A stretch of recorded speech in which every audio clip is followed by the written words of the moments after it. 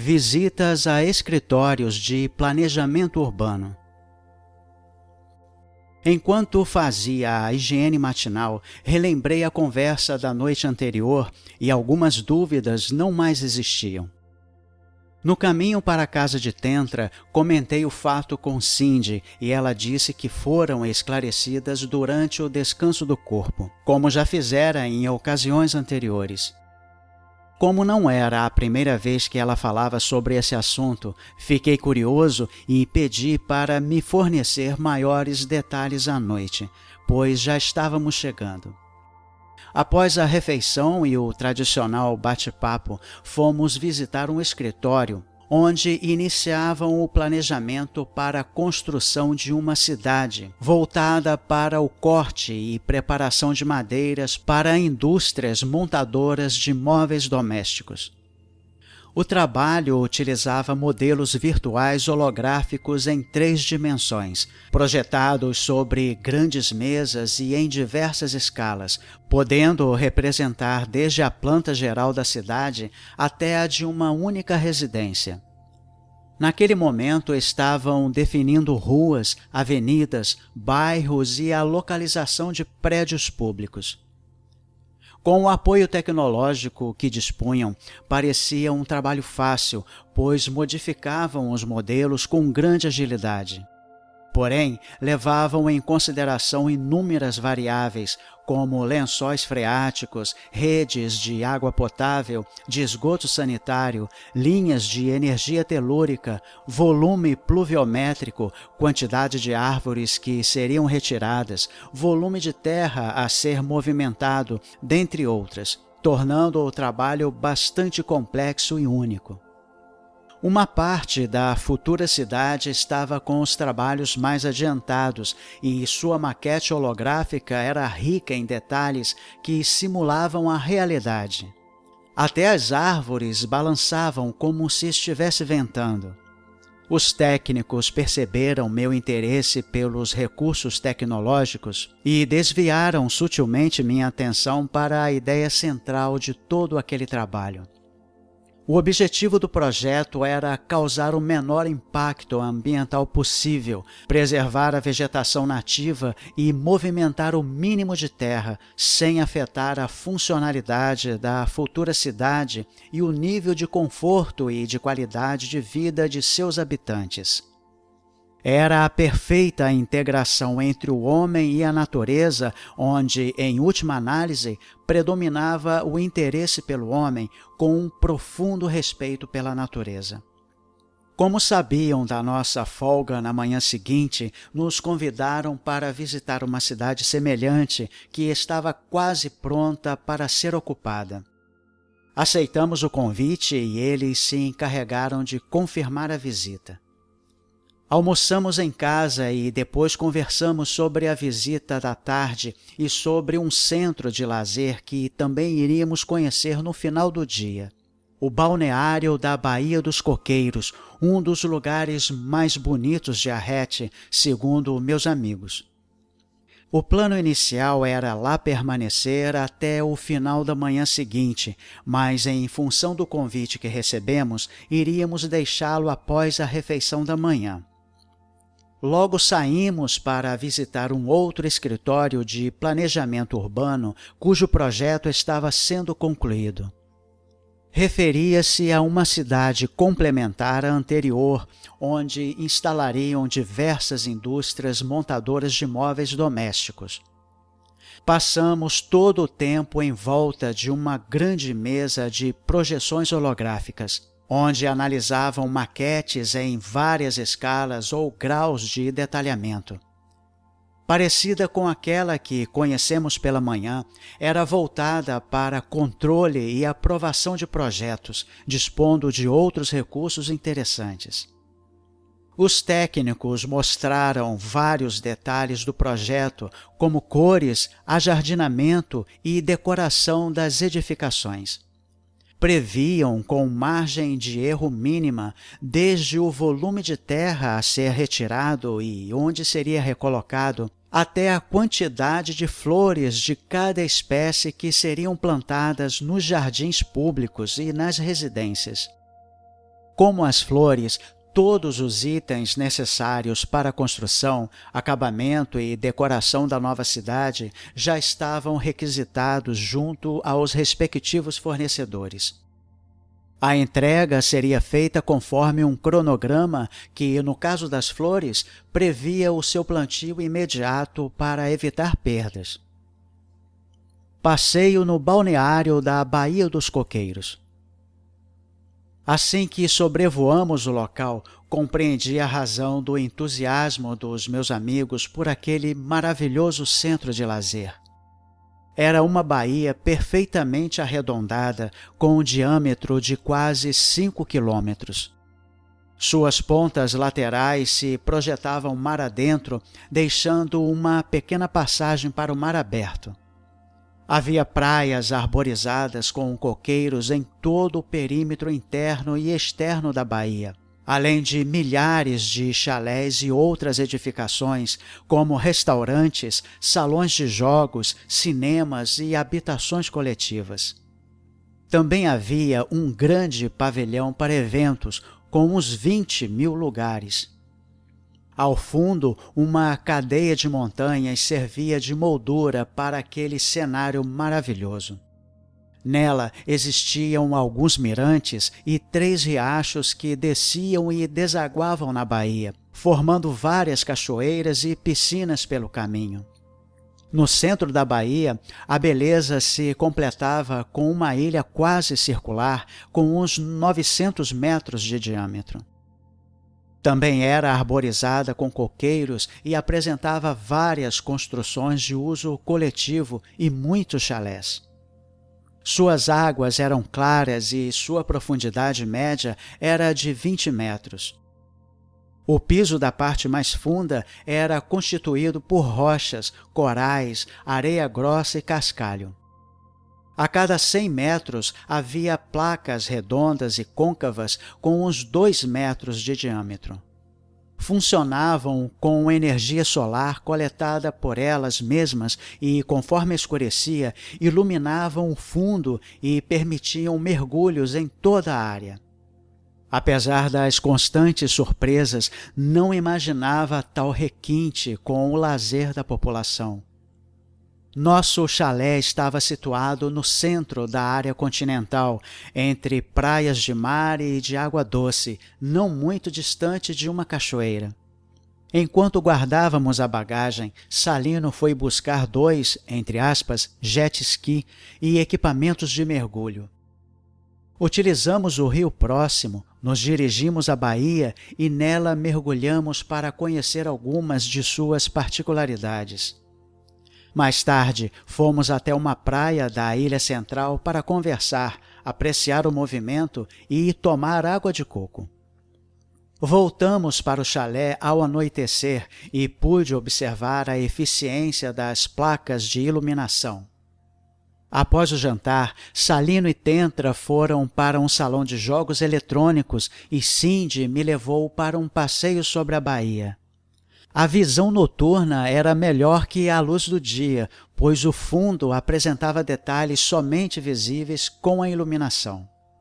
Depois, fomos encontrar nossos amigos e ficamos com eles até perto das 9h30, quando voltamos ao chalé. Já em nosso quarto, retomamos a conversa interrompida naquela manhã. Cindy falou que preferia elucidar as dúvidas durante o período de sono para não cansar minha mente e dificultar ainda mais a compreensão dos levantamentos que seriam realizados no dia ou dias seguintes. Afirmou que no plano astral tinha facilidades para criar exemplos e imagens elucidativas e que o espírito compreendia melhor quando estava desligado do corpo, além de facilitar a fixação dos temas em meu inconsciente e as lembranças quando do retorno à Terra. Disse que o sono era um excelente conselheiro e que era uma pena eu não ter lembranças dessas conversas que, para ela, eram iguais àquelas que estávamos tendo. Compreendi então a razão de ter acordado várias vezes com uma compreensão que não tinha anteriormente, como era o caso do esquema geral do entrelaçamento energético. Pedi para me fornecer outros detalhes do processo e ela o fez comparando as fases principais com suas equivalentes ao sexo terrestre, repetindo algumas informações anteriores.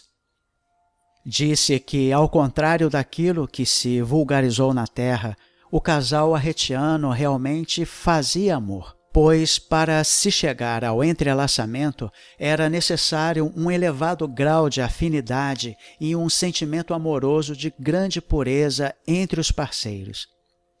O processo não ocorreria se um deles tivesse um desejo físico, algum tipo de bloqueio ou sentimento de posse. Também era necessário que representassem polaridades opostas, pois essa era a premissa básica da criação do homem e da mulher. As energias que formavam a espiral eram geradas pelos chakras básicos dos dois seres durante a fase inicial do processo, quando ainda estavam despertos. Essas energias, equivalentes às carícias preliminares do sexo terrestre, subiam pela coluna vertebral e provocavam sequências de suaves arrepios, seguidas por uma crescente sensação de leveza, que causava o entorpecimento gradual da mente, traduzido por uma sonolência. Quando o nível de energia chegava a um limite compatível com o grau de afinidade do casal, elas eram liberadas pelos seus chakras coronários, provocando o adormecimento dos corpos físicos, a liberação dos dois espíritos e sua entrada em uma espécie de estado de êxtase. A partir desse momento, equivalente à penetração, o casal experimentava várias sensações agradáveis de difícil individualização e descrição. Constituíam um misto de alegria, doação, amor, felicidade, sabedoria, plenitude, unificação, dentre outras, amplificadas pela consciência espiritual em estado livre e sem as limitações impostas pelo corpo físico, que também não sofria nenhum tipo de desgaste. Com a prática e o aumento da afinidade, o casal podia até estar separado por milhares de quilômetros que conseguia realizar o entrelaçamento, pois tudo ocorria no plano espiritual. No auge do processo, equivalente ao orgasmo físico, quando o casal se fundia em um abraço, ocorria a intensificação das sensações anteriores, provocando a perda de consciência no plano onde se encontravam, e a entrada em um nível superior, equivalente ao relaxamento posterior ao ato sexual terrestre, também seguido algumas vezes pelo adormecimento dos parceiros. Para manter a consciência nesse outro plano, era necessário um alto grau de afinidade e muito treinamento, ou um maior nível espiritual. Quando o casal apresentava essas condições, seus espíritos se unificavam por um tempo maior e eram envolvidos por uma chama espiralada de grandes proporções, com cores muito mais vivas e variadas, além de experimentarem outras sensações mais profundas, sutis e duradouras. Cindy informou que essa era a parte rotineira dos entrelaçamentos e começou a falar sobre aqueles onde ocorria a fecundação. Eles somente aconteciam quando o casal tinha assumido o compromisso para receber algum espírito como filho ou filha, e o momento astrológico e sideral era favorável à sua missão ou trabalho. Nesses casos, os mentores responsáveis pelo renascimento provocavam a ovulação e o espírito do futuro bebê participava do processo. Esses entrelaçamentos eram iguais aos demais e apenas necessitavam que os parceiros estivessem juntos e despidos, o que era um fato corriqueiro entre os casais. Assim que começava o adormecimento do corpo físico, acontecia uma modificação química no organismo feminino que, em contato com a pele masculina, provocava a excitação física de ambos. A penetração acontecia após o adormecimento, quando começavam a serem envolvidos pela espiral. Durante o clímax do processo, ocorria a ejaculação de um reduzido volume de esperma, que não era posteriormente percebido pelos parceiros, a menos que acordassem em seguida. O conhecimento da fecundação podia acontecer imediatamente ou em alguns dias, quando a mulher sentia um aumento da sensibilidade psíquica e percebia sua ligação com o espírito do futuro bebê. Esse tipo de entrelaçamento acontecia uma única vez durante o período fértil de 3 dias, a menos que o óvulo não fosse fecundado na primeira tentativa, o que era muito raro.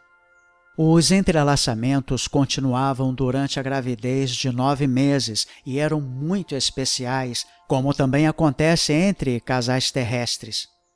A partir do 3º mês e de maneira gradativa, contavam com a participação do novo ser, formando uma chama espiralada com 3 cores predominantes: rosa, amarelo e azul. Nesses casos, as sensações eram amplificadas e essa era uma das razões da grande união entre pais e filhos arretianos. Ela finalizou dizendo que os casais arretianos não realizavam relações sexuais, e sim um profundo relacionamento amoroso. Depois falou que eu já estava em condições de escrever a respeito do tema e que qualquer dúvida seria esclarecida durante o período de descanso dos nossos corpos. Visita a uma cidade em fase final de construção. Após a refeição da manhã, sobrevoamos novamente aquele magnífico balneário e saímos com destino a Águas Claras, o nome da cidade em fase final de construção. Quando lá chegamos, vimos uma cidade pronta e sem habitantes, como outra visitada anteriormente. A rápida apresentação foi limitada aos controles estatísticos e novamente constatamos o elevado índice de acerto entre o planejado e o executado. Depois, fomos visitar uns 10 galpões industriais. Estavam localizados na periferia urbana e pareciam prontos para entrar em operação. Nas serrarias e nas marcenarias havia diversas máquinas robotizadas para trabalhos com madeiras, e enquanto algumas operavam de maneira parecida com suas similares terrestres, outras não guardavam a menor semelhança. No caso das serrarias, a máquina que mais se aproximava das nossas era uma que cortava as toras de madeira e as transformava em tábuas e outras peças. A tora era cortada em uma única passagem de feixes de raios paralelos, deixando as peças completamente lisas e sem o menor sinal de queima. Essa máquina dispensava a desengrossadeira, a plana, a lixadeira e não produzia nenhum tipo de barulho, serragem ou pó. Em todos os lugares observei pessoas realizando testes e ajustes finais para que a cidade pudesse estar pronta para ser habitada em 10 dias. Almoçamos no local, conversamos com os, entre aspas, operários e depois saímos para realizar outra visita, desta vez em Agartha. Visitas ao Ministério das Relações Exteriores.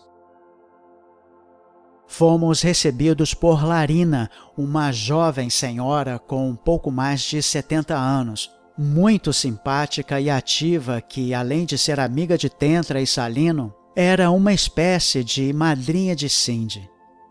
Depois de dizer que tinha reservado aquela tarde e a manhã seguinte para nós, fez uma apresentação geral do Ministério, discorrendo sobre as estruturas existentes em Agartha, nas embaixadas oficiais, em 128 planetas de vários sistemas estelares da nossa região galáctica e nas representações de acompanhamento de 36 planetas em fase de transição, incluindo a Terra. As maiores embaixadas funcionavam com um efetivo de 24 arretianos e as menores com 6, em regime de substituição mensal, bimestral ou trimestral, conforme as características do relacionamento mantido com os planetas.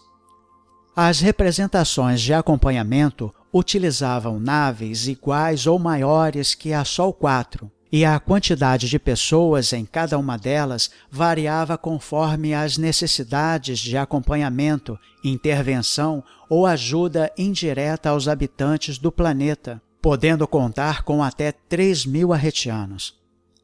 Nos dias anteriores, durante e após a grande transição, a quantidade aumentava significativamente. Já em casa, conversamos com Vércia sobre as visitas realizadas. Após o jantar, Salino e Tentra foram ao teatro e nós ficamos para assistir a alguns documentários sobre a época da Grande Transição, cujos resumos havia assistido anteriormente.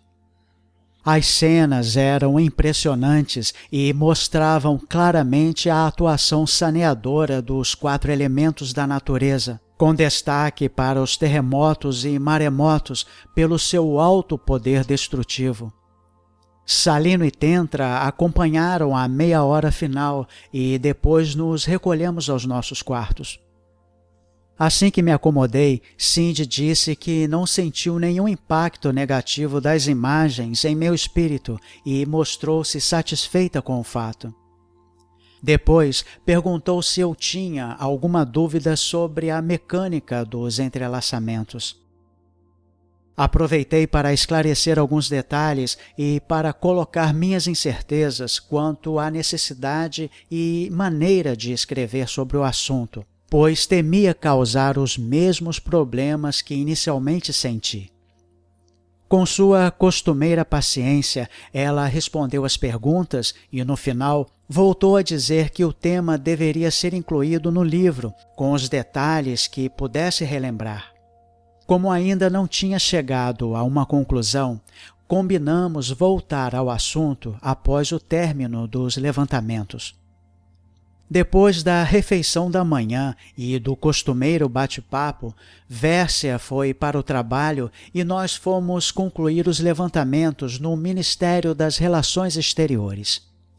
Larina apresentou vídeos e falou sobre o funcionamento de várias embaixadas típicas e sobre algumas representações de acompanhamento, alongando-se sobre a da Terra, mais em função das perguntas que fiz. As embaixadas tinham sua contrapartida em Arrete e funcionavam com alguns tipos de serviços, além do intercâmbio de estudantes e turistas. Os serviços variavam em função das características de cada planeta e incluíam trocas de tecnologias, de matérias-primas e produtos acabados, sem envolver moedas ou coisa parecida. Sobre a representação de acompanhamento da Terra, ela forneceu informações sobre o efetivo de naves e falou que o período de transição estava próximo. Como eu não podia deixar de fazer uma pergunta a esse respeito, Larina sorriu e disse que ela iria ocorrer em menos de 100 anos. Depois, informou que, naquele momento, tinham à disposição do comando da Frota de Apoio à Terra um total de 21 naves, iguais ou maiores que a Sol 4, e algumas dezenas de naves menores, abrigadas no interior das maiores ou transitando em nosso planeta. Quando perguntei sobre as atividades que executavam, ela disse que as naves e seus tripulantes estavam à disposição do comando da Frota de Apoio à Terra, o qual não repassava informações à CIA e ao povo arretiano. Falou em linhas gerais e afirmou que somente o comandante da frota poderia me dar a resposta se o Pai Celestial assim o permitisse. Passeio em um parque de preservação ambiental. Voltamos para casa, tomamos banho de piscina e, após o almoço, saímos para conhecer um parque de preservação ambiental. Quando nos aproximamos do local, Salino elevou o canarinho para que eu tivesse uma visão geral da área e de uma pequena cidade onde iríamos pousar, localizada no seu centro geodésico. O parque tinha uns 40 mil quilômetros quadrados e, além da pequena cidade, havia diversos núcleos menores a cada 20 quilômetros, com 50 a 100 casas cada um. Fomos recebidos por um grupo de pessoas e logo descobri que a maioria tinha formação avançada em biologia, genética, engenharia florestal e outras especializações. O parque, além de produzir mudas de espécies nativas para reflorestamento de outras áreas, se dedicava à reprodução de alguns animais, entre aspas, selvagens, de pequeno porte. A pequena cidade abrigava umas 600 famílias, tinha todas as comodidades das grandes, além de abastecer os núcleos menores. Diferente das demais cidades, aquela era protegida por um campo de forças em forma de abóbada sobre as edificações, sendo que os núcleos também contavam com o mesmo tipo de proteção. Sua finalidade era garantir a privacidade dos moradores, pois os animais, entre aspas, selvagens, mesmo sendo dóceis, podiam entrar nas casas, pisotear canteiros ou fazer estragos no supermercado. Como o do canarinho, o campo era elástico e parecia uma bolha macia que não feria os pássaros que nele se chocassem. Para entrar e sair, as pessoas portavam um bastão que abria uma passagem através dele. Assistimos a uma apresentação da área atual e como estava há uns 400 anos. Era uma área totalmente degradada e fazia parte de uma grande região metropolitana. O parque estava no estágio final de reconstituição e seria integrado ao sistema de lazer dentro de 20 anos, como acontecia com os parques recuperados. Visitamos 3 sofisticados laboratórios, uma maternidade para animais e muitos viveiros de plantas silvestres. No final da tarde, quando conversávamos sobre a continuidade da visita na manhã seguinte, recebemos um convite para pernoitar em uma casa disponível no local. Aceitamos a proposta e Tentra comunicou o fato para Vércia, que preferiu permanecer em Agartha. Depois de acomodados, fomos tomar banho em uma cachoeira próxima, juntamente com vários moradores. Após o jantar, fomos até uma grande praça central e lá encontramos quase toda a população espalhada por diversos recantos. Conversamos com muitos moradores e eles pareciam formar uma única e grande família. Lá pelas 10 horas, começaram a retornar às suas casas e nós fizemos o mesmo. Salino e Tentra foram dormir e eu fiquei na varanda com Cindy apreciando os ruídos da floresta, observando as estrelas e conversando sobre os levantamentos realizados naquele dia. Na manhã seguinte, reiniciamos a programação que previa incursões pelos arredores e visitas a alguns dos 80 núcleos espalhados pelo parque, quando tive a oportunidade de conhecer novas espécies de pássaros e de pequenos animais. Almoçamos com o responsável por um dos núcleos e depois retornamos para Agartha. A escolha e o passeio do fim de semana. Já em casa, conversamos sobre o que fazer naquela tarde e no fim de semana, pois os levantamentos básicos estavam concluídos e um novo planejamento seria conhecido somente após a reunião com Arturo, na segunda-feira. Tentra perguntou que lugar ou lugares eu gostaria de conhecer ou visitar novamente. Enquanto aguardavam a resposta, pensei em um local e, mesmo conhecendo as facilidades que tinham com a telepatia, disse que teriam que adivinhar. Imediatamente, Cindy falou que era o balneário da Baía dos Coqueiros. Tentra, além de avisar Vércia, convidou os demais tripulantes da Sol 4 e todos aceitaram, mas só chegariam no final da tarde.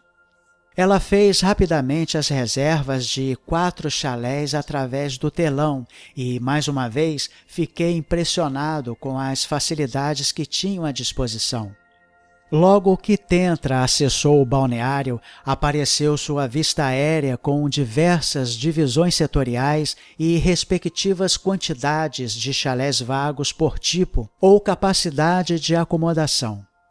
Informado o período de utilização e selecionado o setor e o tipo, aparecia sua vista aérea bem detalhada, com os chalés vagos piscando.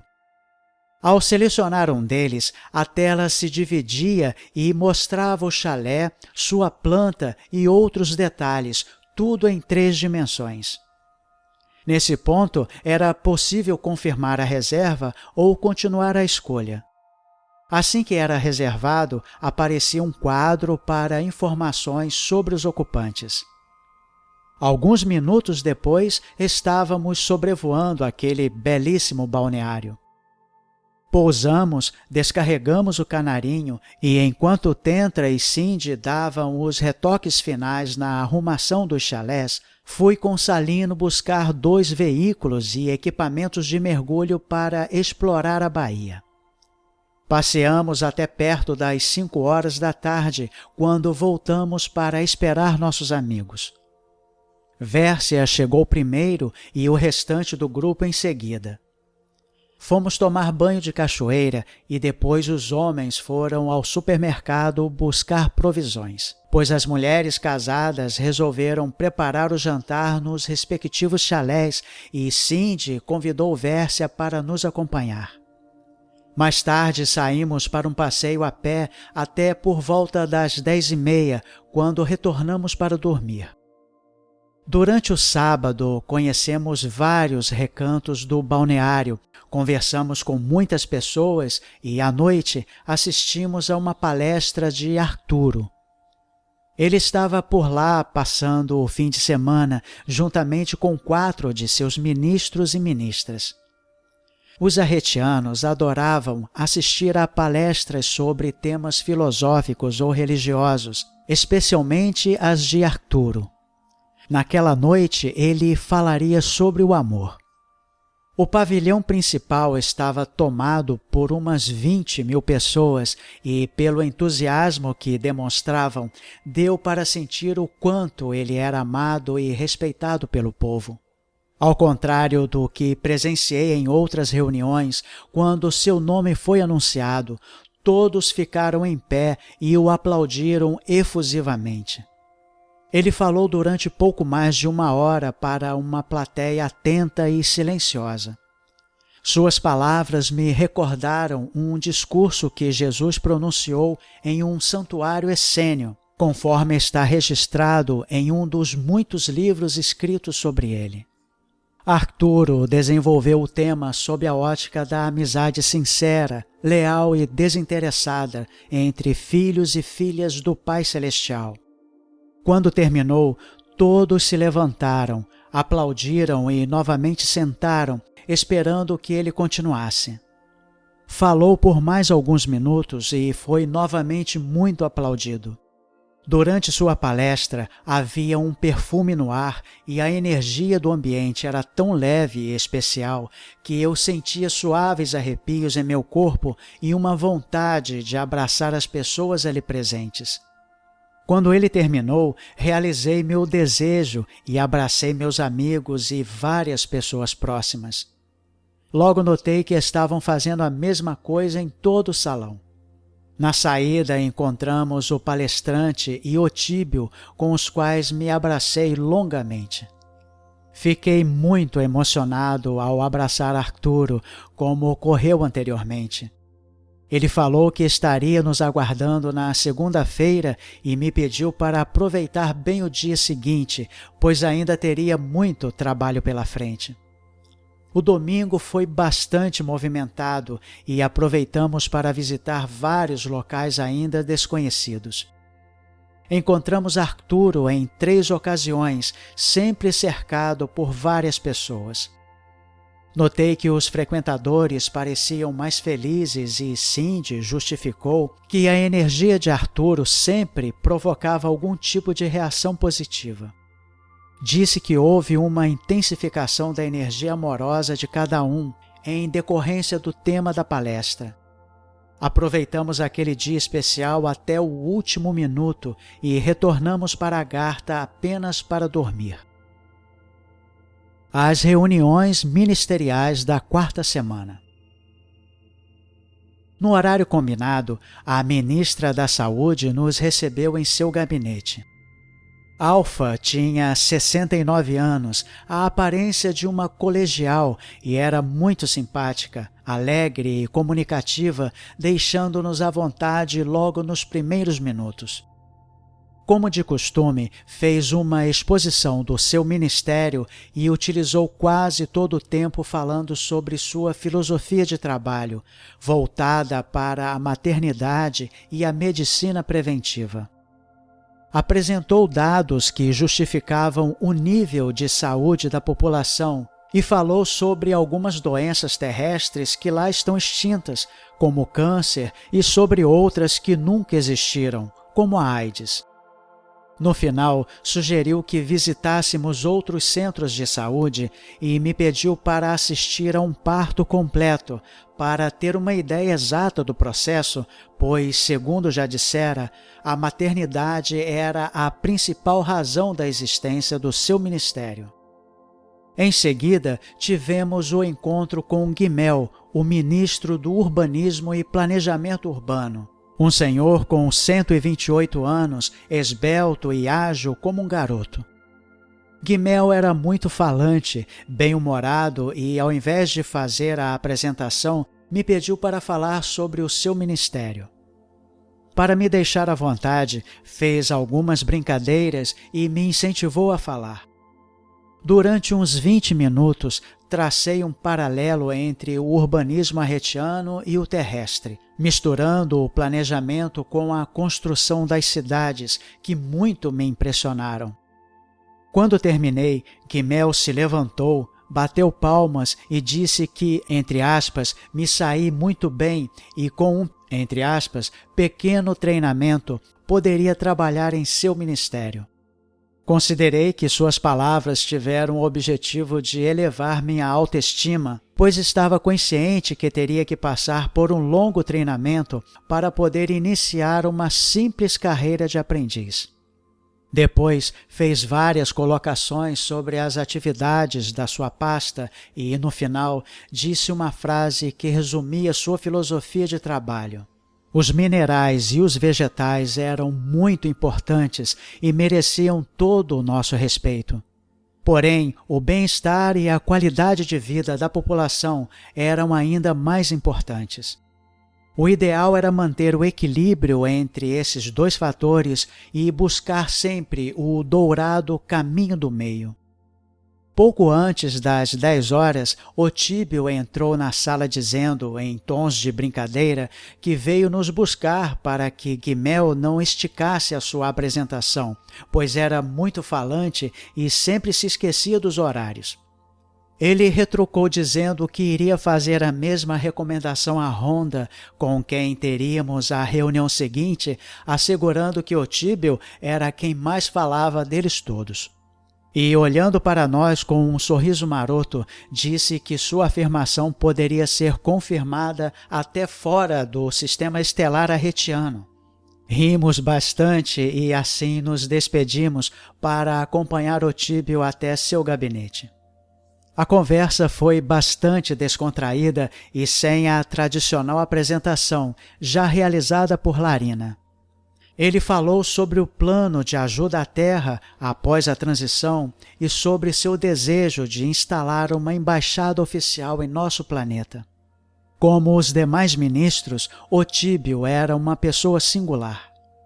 Porém, por ser o primeiro que conheci, sua figura ficou fortemente gravada em minha memória. Ele tinha 105 anos, uns 2 metros de altura, pele bronzeada, feições bastante suaves, cabelos castanhos e olhos de um azul marinho profundo, os quais transmitiam toda a sua bondade, sabedoria e superioridade espiritual. Depois fomos ao encontro de Rhonda, a ministra do Meio Ambiente e a mais jovem integrante do ministério. Tinha 54 anos, era ruiva de olhos verdes e um pouco parecida com Tentra, de quem era amiga de infância. Seu gabinete parecia um jardim, tamanha a quantidade de plantas e flores que lá existia, demonstrando o quanto ela amava a natureza. Percebendo minha atenção com as plantas, deu uma volta comigo pela sala e me apresentou muitas delas, enquanto as acariciava e falava com elas como se fossem seres humanos. Rhonda era uma pessoa especial, meiga, carinhosa e muito bonita. Ela utilizou todo o tempo falando do seu grande amor pela natureza e sobre o relacionamento harmonioso do seu ministério com os demais, pois o respeito pelo planeta, como ser vivo e mantenedor das formas de vida, era uma das principais preocupações do povo haitiano. Quando começou a traçar um paralelo entre a situação do meio ambiente haitiano com o terrestre, que ela conhecia muito bem, pareceu uma mãe que vê seu filho indefeso sendo agredido e maltratado brutalmente. E foi essa a imagem que ela me passou. A reunião com Rhonda fechou com chave de ouro a fase de reuniões ministeriais. Ela a transformou em uma palestra muito agradável e poética, conseguindo transmitir todo o amor e carinho do povo haitiano pela natureza. A segunda reunião com Arturo.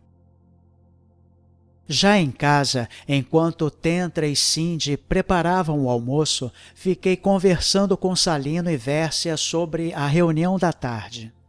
Pouco antes de sairmos, confessei que ainda estava sem uma linha definida para fazer o resumo do meu aprendizado.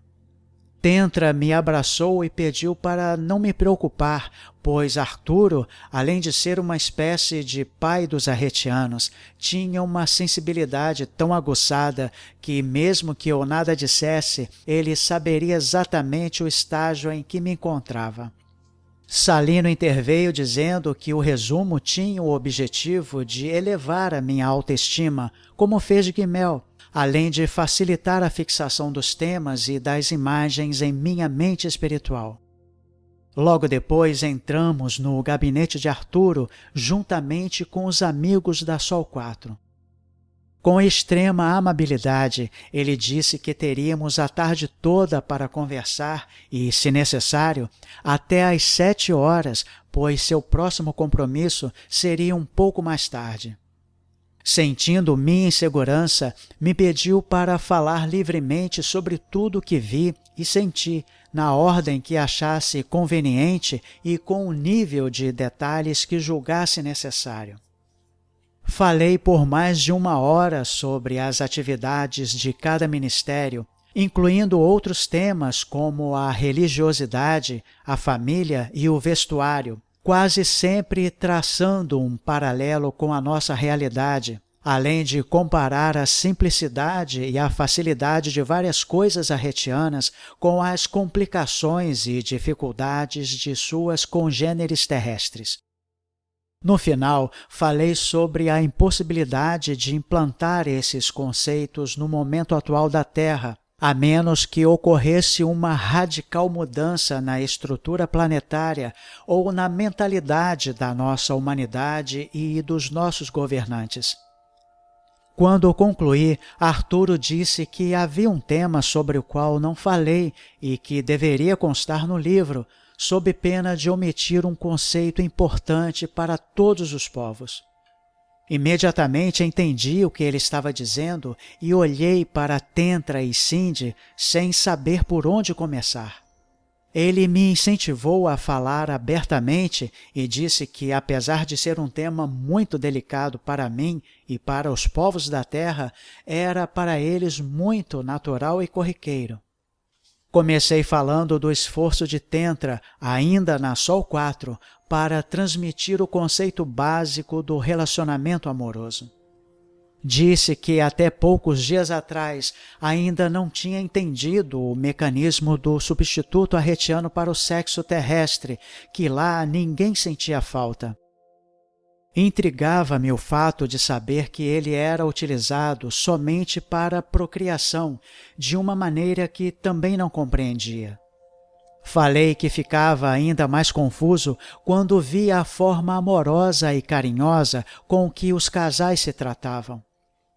Depois de fazer essas considerações, relatei como Cindy me ajudou a entender o processo do entrelaçamento energético, que, segundo ela, estava bem compreendido, pois conversamos sobre o assunto até durante o período de sono. Finalizei dizendo que ainda me preocupava o fato de não saber ao certo como iria escrever a respeito, para não confundir a mente dos leitores, como aconteceu comigo. Arturo agradeceu os esforços das duas e disse que até o final da estada em Arrete eu iria descobrir a maneira correta de escrever sobre o assunto. Após uma pausa para tomarmos um suco de frutas, ele garantiu que eu detinha dados suficientes para escrever sobre a realidade arretiana e que tudo estava fortemente gravado em minha memória espiritual. Disse que, como as demais pessoas, estava bastante satisfeito com os resultados obtidos e, em seguida, falou sobre vários aspectos que necessitavam de um levantamento complementar. Sobre eles, fez uma série de considerações e sugestões, sempre submetendo suas análises à apreciação dos presentes. A seguir, um resumo daquilo que ele falou. Precisaria me aprofundar na história arretiana desde os anos anteriores à Grande Transição até a criação e consolidação do governo central. Depois, deveria avançar mais rapidamente até a época atual, procurando conhecer apenas os fatos principais. Com relação à atualidade, deveria obter mais informações sobre a estrutura organizacional do governo central e sobre a religiosidade do povo arretiano. Também deveria conhecer novos locais de lazer e fazer outras visitas a escolas, hospitais e a áreas agrícolas e industriais. Durante os levantamentos, deveria conversar bastante com as pessoas, procurando avaliar o seu grau de harmonia, de felicidade e de satisfação com a vida planetária. Quando concluiu, Arturo falou que o grau de afinidade, de amizade, de carinho e de amor que eu sentisse pelas pessoas, coisas e lugares que conheci e que ainda iria conhecer, seria a única chave que eu teria para abrir as portas do meu inconsciente e captar intuitivamente a realidade arretiana quando voltasse à Terra. Enfatizou que a memória consciente seria bloqueada quando reassumisse o corpo original para garantir a segurança e normalidade à minha vida terrestre. Informou que o retorno à Terra estava marcado para dali a 19 dias, em um sábado correspondente ao 41º dia da minha estada no planeta, totalizando 44 com os dias a bordo da Sol 4. Garantiu que ainda iríamos nos encontrar para uma conversa informal com a presença de todos os ministros. Já passava das 6 da tarde quando nos despedimos de Arturo. Assim que chegamos no andar térreo, Salino disse a Antaque e Otento que não precisavam se preocupar com o planejamento da segunda fase dos levantamentos e cada grupo voltou para sua casa. O planejamento dos novos levantamentos. Tantra e Salino foram para a cozinha e comecei a conversar com Vércia e Cindy sobre como fazer o planejamento sem esquecer as orientações de Arturo. Vércia, que não participou da reunião, disse que ele sugeriu muitas coisas importantes, a exemplo das pesquisas históricas, e garantiu que nada seria esquecido. Estranhei suas afirmações e perguntei quem a informou sobre a reunião ou se ela a captou telepaticamente. Respondendo pela amiga, Cindy disse que eu ainda precisava conhecer algumas coisas e me levaram à sala de música, onde Vércia mostrou como ficou sabendo de tudo. Ela ligou o telão, fez uma seleção e logo surgiu a imagem da reunião. Fiquei atônito observando os participantes e nossas conversas iniciais, até que Cindy lembrou que me informaram sobre aquele tipo de serviço na visita à CIA, o qual me tornou conhecido em todo o planeta desde a primeira reunião com Arturo. Com isso, compreendi a razão de saberem o meu nome e o que estava fazendo em Arrete. Após o jantar, iniciamos o planejamento das etapas seguintes do levantamento de dados. Repassamos a reunião em menos de 1 hora e cada trecho significativo foi editado, transladado automaticamente para a linguagem escrita, depurado e gravado para análise posterior. Depois, Tentra e Salino analisaram e revisaram cada trecho, registrando os títulos para a visita ou pesquisa em uma das 4 partes que dividiram a tela. Em paralelo, Vércia e Cindy verificavam esses títulos e selecionavam os documentários para pesquisa histórica ou os locais para levantamentos, criando uma agenda com toda a programação que eu ainda deveria cumprir. Depois, com a ajuda de Tentra e Salino, revisaram o planejamento, refinaram a agenda e deixaram umas 30 opções para passeios em locais de lazer constituídos por reservas florestais, colônias marítimas, ilhas paradisíacas, balneários e retiros. Pediram-me para escolher 10 deles com base nas imagens e detalhes que me apresentaram no telão. Como a pesquisa histórica poderia ser realizada em qualquer lugar, resolvemos desenvolvê-la nos locais de lazer, reservando uma parte do dia para passeios e contatos com os frequentadores. Nos deslocamentos de um local para outro, iríamos realizar visitas a escolas, hospitais, áreas agrícolas e industriais. O trabalho ficou pronto antes das 11 horas da noite e na manhã seguinte seriam definidas as datas e horários, marcadas as visitas e providenciadas as reservas necessárias. Antes de Vércia ir trabalhar, definimos as datas e horários para cumprir a programação em 15 dias. Gravamos os índices e os níveis dos documentários em um cristal que, ao ser acionado por qualquer equipamento de áudio e vídeo, selecionaria automaticamente o primeiro documentário ainda não assistido e mostraria as imagens transmitidas pelos satélites da CIA.